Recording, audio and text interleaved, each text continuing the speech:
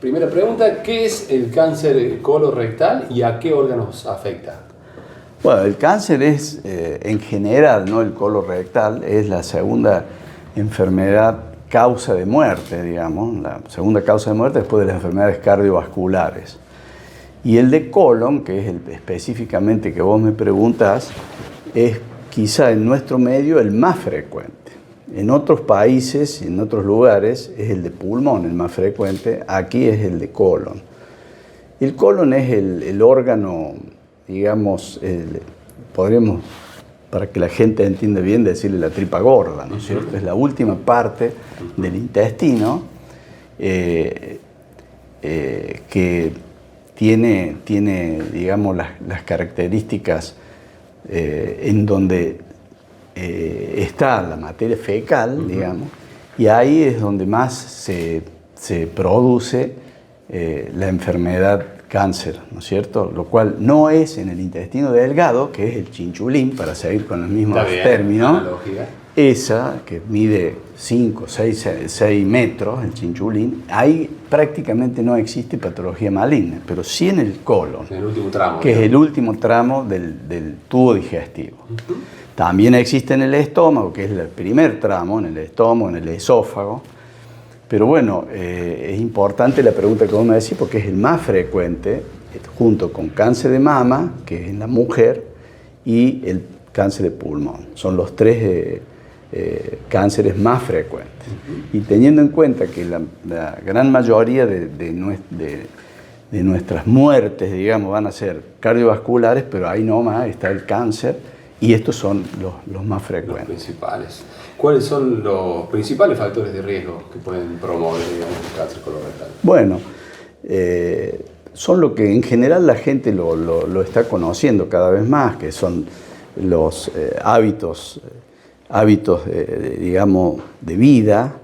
Por supuesto, el cigarrillo es más para pulmón, pero también tiene que ver el colon, la obesidad, los hábitos alimentarios, comer mucho más fibra, la obesidad está relacionada con la grasa y la alimentación. Y el sedentarismo. Y el sedentarismo, el estrés, yo agregaría el estrés, hay estudios nuevos que el estrés también está documentado de que produce mayor incidencia de cáncer en general y el de colon en particular también. Y así, digamos, siendo los más frecuentes, son los que costo-beneficio conviene hacer los screening. Screening es una palabra en inglés, pero significa tamización, buscar en personas normales, detección temprana. Claro. La detección temprana hace que no lleguemos a tener un cáncer avanzado, que ya no es en general curable. ¿Cuáles son los síntomas que podemos estar alertas, digamos, como personas, para, bueno, poder decir, che, puede pasar algo raro o necesito sí o sí hacerme ver una consulta médica? ¿A qué debemos estar atentos?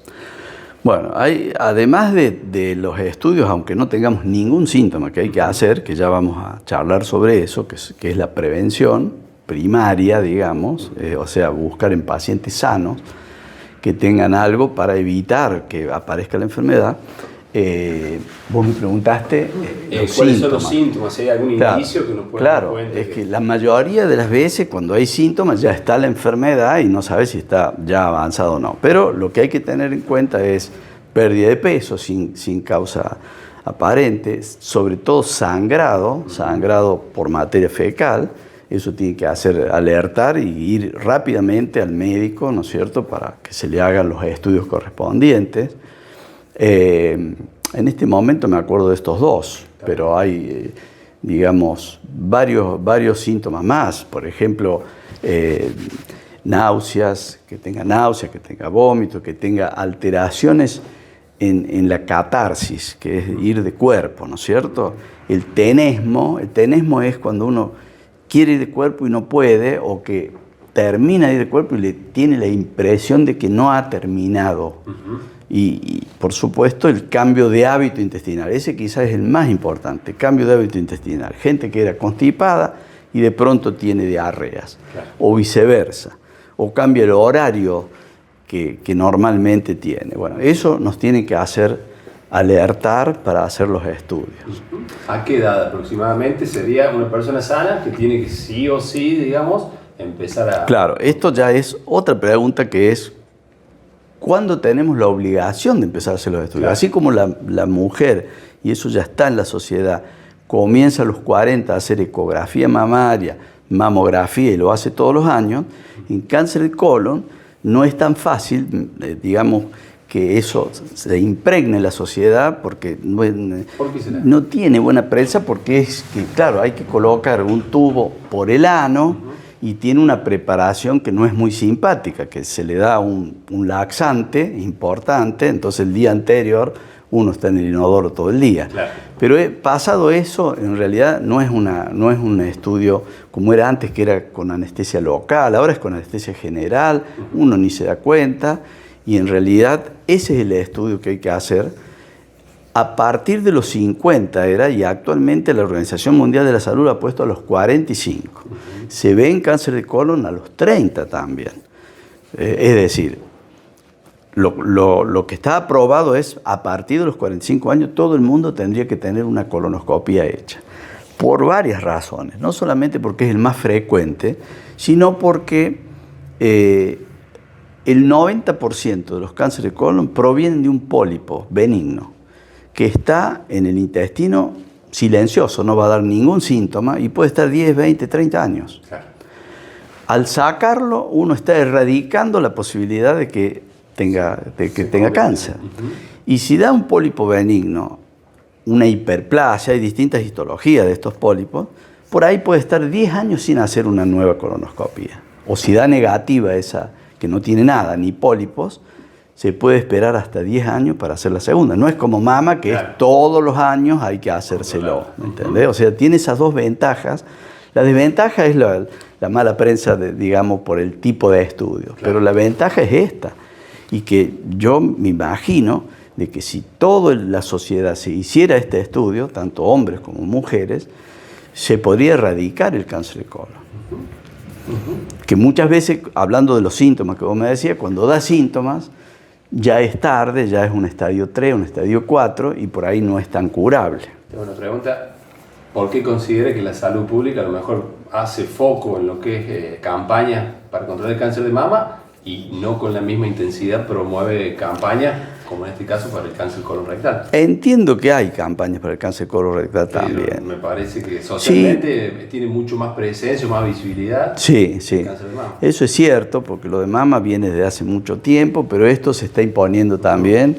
Hay un día del cáncer de colon, creo que es ahora el 31 Sí, de marzo. de marzo, y hay campañas, pero sí, es cierto que es mucho más popular, digamos, lo de la mama que lo de colon, pero eso va a tener que ir cambiando seguramente. En materia de prevención, ¿qué hábitos ayudan a prevenir el cáncer colorectal? Bueno, creo que algo dijimos, la alimentación sana, el hacer ejercicio, el mantener el peso. También hay otra cosa, que no me la preguntaste, pero viene al caso. Si uno tiene familiares con cáncer de colon, sobre todo primarios, el padre, la madre o el abuelo, hay que empezar 5 años antes o depende del tumor que tuvo el familiar. Si el familiar ha sido joven, suponete que ha tenido un cáncer de colon a los 40, hay que empezar a los 35, 5 años antes por lo menos, a hacer la primer colonoscopia. Porque hay un factor genético también. Bien. Bueno, y en el marco del Día Internacional, le consulto cuál sería el mensaje a la sociedad en materia de prevención. Claro, el mensaje, por ahí la gente esto no lo sabe, porque también los médicos no mandamos en forma sistemática a los pacientes a hacer esto. Yo entiendo que el mensaje es a la población que la colonoscopia no es tan tremenda como la gente lo puede idealizar y que hacer una colonoscopia puede ahorrar muchísimos dolores de cabeza a futuro. Ese es el principal, digamos, método, ¿no es cierto? Está la sangre oculta en materia fecal, pero todos tienen mucho menos implicancia, impacto que la colonoscopia. También hay colonoscopia virtual, la real, pero en realidad tiene que ser la clásica que uno pueda y hacer, si encuentra el pólipo, sacarlo y hacer la biopsia. Y en base a esa biopsia después se verá cuándo hace la siguiente colonoscopia. Con eso estaría cubierto la prevención.